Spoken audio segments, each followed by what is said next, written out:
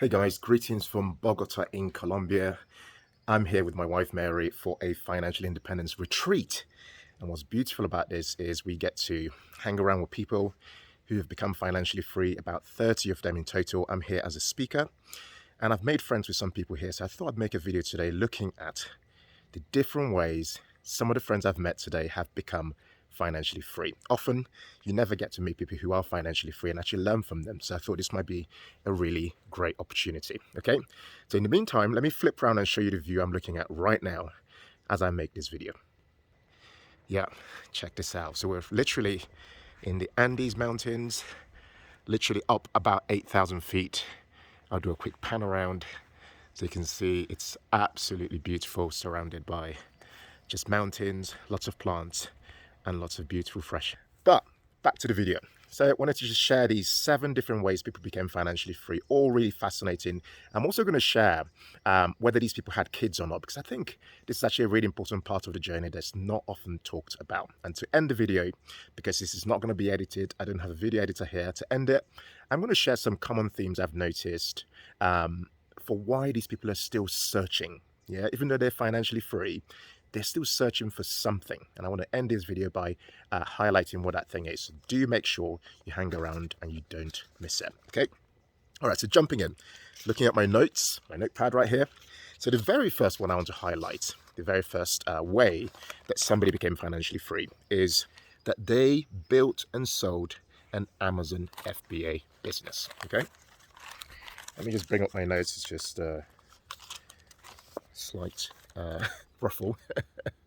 Apologies. So they built and sold an Amazon FBA business. Now this is really interesting because this individual started this business in 2017.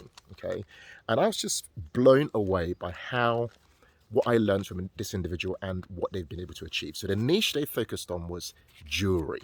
Okay, so the backstory was that they had some family members. So this person's Chinese. This is the other thing about this event, is that it's massively diverse, and people have come from different places, men, women, people in their 30s and 40s, but they're all in their 30s and 40s, these people, and they've done it in different ways. In particular, this person is a Chinese woman who basically saw her friends were running a business on eBay, right?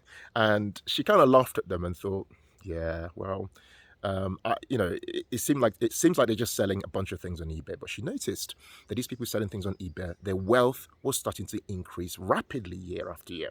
Okay, and she's a very educated woman, and she had a regular job. But she thought to herself, why don't I investigate this area of Amazon FBA and kind of see where it leads me? So she started doing that, and what she said to me was really fascinating. She said she didn't focus on doing it the Western way because she has experience of living both in China and living in the West, in Europe. She focused, so the Western way is you identify a niche and then you try and, invest in that niche and put your money into that niche and see where that niche takes you. But the way she did it was the Chinese way, which is like throw like 100 products at the market and see what sticks. Around 20 of them might stick, and then you put all your money behind that 20 and then make it a success. She noticed that when she did it that way, her business started to grow. It started off little, but it started to double and more than double on a yearly basis, to the point where in 5 years, she had managed to build a massive business on Amazon selling jewelry. And when she exited that business, she exited, if I can get it right, she exited that business with so much money that she never, ever has to work again. Absolutely blew my mind, that story. Okay, now the second way that a friend became financially independent is that they became financially independent by investing in property. And I found this story really, really remarkable because this individual is from the UK. He is 37 years old and he is an accountant. And he said to me that he has, wait for this, this will blow your mind, he has 25 properties in the UK. So all low priced properties. But all these properties, which he started off, he had a career as an accountant, as everyone does, or the people who are accountants do. working in mergers and acquisitions and all those things. But then he realized that that career wasn't really for him. It wasn't really what was going to become the thing that made him financially free. So he focused on using his savings and using leverage. Okay, and this is what helped him start with one, and then before he knew it, he was buying multi-units, and before he knew it, he'd built up a significant portfolio. In fact, when I met him here on this resort, I saw him on his spreadsheet working on his refinancing of some of his properties because he's looking to buy even more. And this really blew my mind because, like, oftentimes it's not until you meet such people that your mind really expands, because oftentimes people are like, oh, I'm still trying to buy one property, and that's fully understandable. But it's not until you meet people who are doing completely wild things they think to yourself, wow. And this person, by the way, shall I mention, grew up in a single parent household and really, really struggled as a young person to find his way to become an accountant and so on. So I thought this story was really, really fascinating. The third one is a guy who is actually Nigerian, funny enough, the first Nigerian I've met who is financially independent. He came here with his partner, who's also almost financially independent. His story was fascinating. So he deliberately chose to work in tech. Okay, so he worked in the tech sector, and his goal really was to earn as much as possible. Literally that. He did not want to buy a house. His thing was he did not want to be dragged down by cultural expectations and things like that. He didn't want to own a home. Wanted that ability to live anywhere in the world and work from anywhere in the world, but work in tech, which he's done. He currently lives out in Miami, living his best life. But he's become financially free in his 30s by having an extremely high savings rate, such that he then invested that money, because he's based out in the US, invested that money in VTSAX, as my good friend J.R. Collins, who actually organized this retreat I'm in right now, always preaches through his works and through his blog and so on. And by doing that, by putting his money to work, by being super frugal, he worked on becoming financially free, which he is. But he's here at this event here to meet other people who are financially free, to build a new community, be part of a community, and have fun with others who are financially independent. The fourth one is a lady who, and I'm looking at my thing, and I should have mentioned, by the way, so the last three I mentioned, just to check, the last three people I've talked about so far don't have any kids. This is important to mention. However, this next person I'm mentioning does have kids, and the way she became financially free was that she had a regular job. She had a job, but her job was in a senior capacity. Let me move around a little bit. And she worked as a senior employee at a company, very close to a CEO. That's how senior she was. But that wasn't what made her financially free. The thing that made her financially free was that the company she worked for started to invest in crypto. They started to put money into crypto, and she had some equity in that business. And they happened to have exited the crypto investments that they made, particularly in Bitcoin, and exited them at a really, really good time. And that helped her to essentially become somebody who her FI number is in the millions. And she has 2 children. So I thought I mentioned that because oftentimes you come across people who don't have kids, and the usual trend is that the people who are doing this are white males from America without children. But so far, the people I've mentioned to you are Chinese, Nigerian, British, and this other person is American. So I thought that was fascinating. She has 2 kids. One's at uni, and one is a teenager. So I thought it was fascinating, and she's married as well. So really, almost a traditional way of looking at life, but still hit that place where she's financially free and doing whatever she wants. But please make sure you stick around to the end of this video, because I've still got to share with you guys some of the things these people are, some of the challenges, common themes. Okay, the 5th person worked as an engineer, and there are a couple actually worked as engineers and focused on earning a lot. They then focused on geo arbitrage. They did not want to own a home. They don't have any kids. They invested a lot of their money, and in a few years, less than 10 years, I believe it's around 7 years, they built up an investment portfolio of about $1 million. Okay, they've become good friends of ours. In fact, we hope to interview them on this channel, so make sure you watch out for them because their story is absolutely fascinating. There's a lot we can all learn from that story. As I mentioned earlier, they don't have any children, but they live around the world. They travel to Thailand. They live wherever they can, making sure that their portfolio is working for them, earning for them, and they have side hustles that actually make them an income. Buenos dias. Apologies, earning them an income, and they then live in different parts of the world to try and cut their costs, keep their costs really low. So if their investment portfolio is not doing as well as they want, for example, if the markets are down, they might then choose, to go and live somewhere else, or super low cost, someplace around the world where they can, because they're not tied down by the the responsibility of having a house and things like that you're paying for, or the responsibility of children in their case, which is their personal choice. Of course, I've mentioned to you here people who have kids. I've got kids myself. Mary and I do have kids.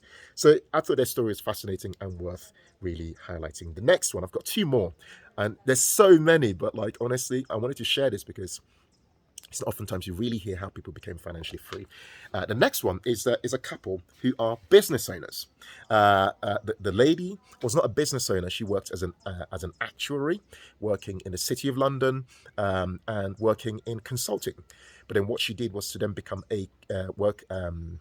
shift to become a consultant with a limited company.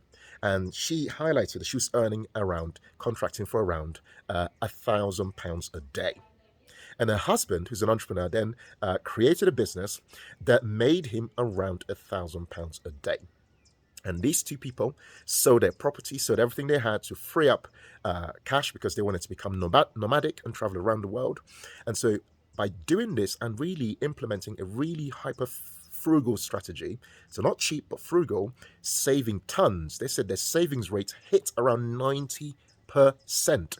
Using a limited company as a really structured way for them to get their money into into pensions, as well as shift expenses and so on for business activities. They managed to become financially free at the age of 40. Yeah, and these are people from the UK, and we hope to interview them on our channel and share a bit more. But I thought, honestly, their story is so inspiring and worth actually talking about. And then the fifth one, and the seventh one I want to mention rather, is a guy who ran 3 businesses. So his way of becoming financially free was that he ran 3 businesses. One started and then the other, and then the other. He's got 3 businesses running at the same time, but he's got 4 kids. Yeah, I wanted to just highlight that. His way of becoming financially free was literally running those businesses, making them profitable, and using that to build his wealth and invest in other areas. So there you have it. 7 different people. Let me see how many had kids. 1, 2. 2 of them had kids, yeah. 5 of them didn't. So one big theme, as I mentioned, is this idea of children, is that most people didn't have kids. However, those that did have kids became FI a bit later on, but they had to do some unconventional things in order for them to still hit their FI number and still do it in their 30s and 40s. Yeah, so choosing not to have kids is a choice that many people make, and that's perfectly legit, and that's fine. But I just wanted to mention that if you do want to have kids, that shouldn't be the thing that stops you becoming financially free. Then the final theme I wanted to mention, which is such a big one and such a big eye-opener here, is that most people, most people, there are 30 people who I've met here on this retreat here in Colombia, most of them don't know what they want to do with the rest of their lives. This is the biggest theme from this experience for me. I'm here in the capacity of a speaker, and every evening I interview people. Mary and I meet various people and speak to them for about an hour to 90 minutes to help them on this journey of finding their purpose. So I wanted to share that because oftentimes a lot of us are like, I want to become financially independent, I want to become financially free. But I want you to really think very carefully about what you'll be doing when you've got all your time back. What could your life look like? A lot of these people realize that they value contributing, they value giving back something, they value feeling like, because a lot of them are overachievers. Imagine you suddenly stop overachieving. What happens? Just think about that. Because a lot of people become financially free are like hyper-driven and hyper-achievers. What happens when you hit that number? What do you do next? This is a big problem worth highlighting. Yeah, I'm very blessed that I run the Humble Penny and I do all these various activities with Mary. And if I didn't have that to do, I'd feel, to be honest with you, I'd feel really lost in many ways. So I want you to just think about that as you are on this journey to becoming financially independent. What might your life look like? Because becoming financially independent, no matter what's going on in the world, and I know many things going on, inflation, all these things, cost of living crisis, I know. But you should still be aiming to achieve that goal. Whether it takes you a bit longer or whether you become much more creative in getting there, you have to still focus on this goal because this goal matters and this goal will change your life literally forever. Not just your life, but the life of the generations to come.